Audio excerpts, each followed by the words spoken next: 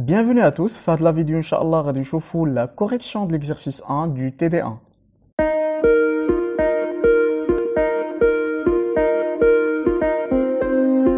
Et donc la première question attaquons des différentes formules brutes. Après, كيقول لكم واش هاد les formules sont-elles possibles ou non. Après, il vous demande de déterminer les degrés d'insaturation ديال هاد les formules brutes. Après, voilà, de citer les différents cas possibles, c'est-à-dire si que wesh, on peut bien avoir une double liaison, bien une triple liaison ou un cycle, etc. Et donc voilà, avant de traiter l'exercice, on va d'un petit rappel de cours. Et donc généralement, une formule brute elle s'écrit comme suivant. Et donc nous avons le nombre de carbone. Donc là, شحال عندنا من carbone. Après, nous avons l'hydrogène. Et donc X indique le nombre d'hydrogène. Après, nous avons un YX. Donc là, ce sont les halogénures. Et donc, qui dit halogénures, on parle du chlore, du phosphore, etc. Du iode aussi. Après, nous avons là l'azote. Et donc là, le Z indique le nombre d'azote. Et bien sûr, l'oxygène. Après, généralement, ce qu'on peut bien remarquer, c'est que là, nous avons un atome qui est tétravalent. Et donc là, qui dit tétravalent, c'est-à-dire qu'il forme 4 liaisons. Et donc là, on peut bien avoir que ce soit du carbone, on peut bien avoir aussi du silice. Donc c'est la même chose. Dans un exercice, le silice au lieu ou bien le silicium au lieu le carbone. Et donc c'est la même chose. Donc il faut prendre en considération le nombre de silicium aussi. Après là, nous avons des atomes qui sont monovalents. Et donc là, l'hydrogène, ou que ce soit les halogénures, donc ils diront une seule liaison. Et donc là, les halogénures, ce sont les fluor, le klar, le brome et aussi l'iode. Après, nous avons là un atome qui est trivalent. Et donc, qui dit trivalent, c'est-à-dire qu'il forme 3 liaisons. Donc, on peut bien avoir que ça soit de l'azote ou bien du phosphore. C'est la même chose. Après, nous avons un atome qui est divalent. Et donc là, on parle que ça soit de l'oxygène. On peut bien avoir aussi le soufre. Donc, c'est la même chose. Après, généralement, une formule brute, il existe si, et seulement si nous avons, ce qu'on peut bien remarquer, c'est que le X et le Y, il indique le nombre des atomes monovalents présents dans la formule brute. Et donc, si le nombre de monovalents plus le nombre d'atomes qui sont trivalents, donc voilà, est égal à un nombre qui est pair. En même temps, le nombre des atomes qui sont monovalents doit être inférieur ou égal à 2 fois le nombre des atomes de carbone plus 2, plus le nombre des atomes trivalents. Donc, il est trivalent, c'est-à-dire que ce soit l'azote ou bien le phosphore.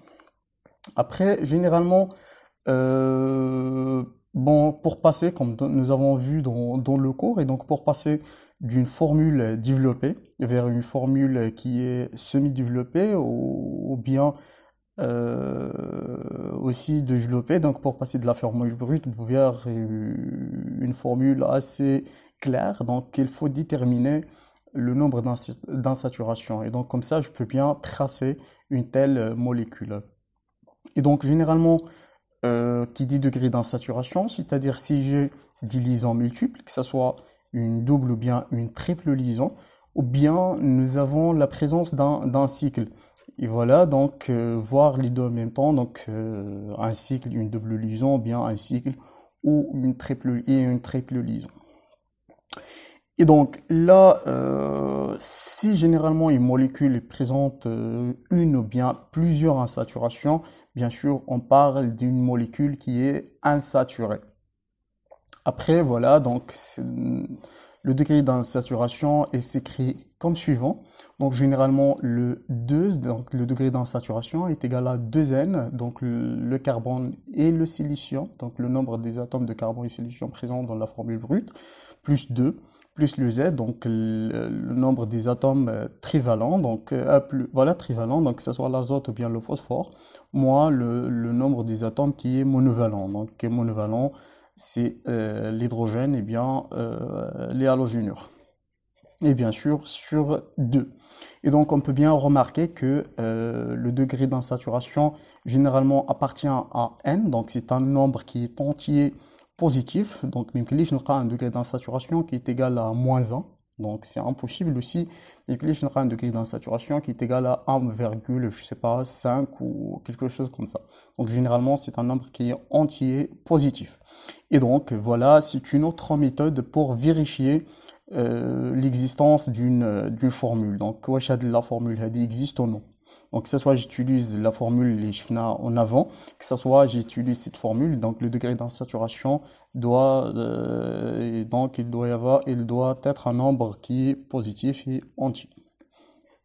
Aussi généralement si j'ai un degré d'insaturation, je trouve que le degré d'insaturation est égal à 0. Ça veut dire que la molécule est saturée, donc on n'a pas, que ce soit d'une double, d'une triple ou bien d'un cycle, donc c'est une molécule qui est vraiment saturée, qui ne présente pas d'insaturation. Bien que si le degré d'insaturation est égal à 1, ça veut dire que nous avons, que ce soit une double liaison ou bien un cycle. Et aussi, si le degré d'insaturation est égal à 2, bah, que ce soit une liaison triple, donc le degré d'insaturation implique qui est égal à 2, donc liaison triple, et voilà, que ce soit nous avons une liaison triple, ou bien nous avons deux liaisons qui doublent, ou bien deux cycles, ou bien sûr une liaison double et un cycle, etc. Donc après voilà, là c'est la correction je résume la correction de l'exercice.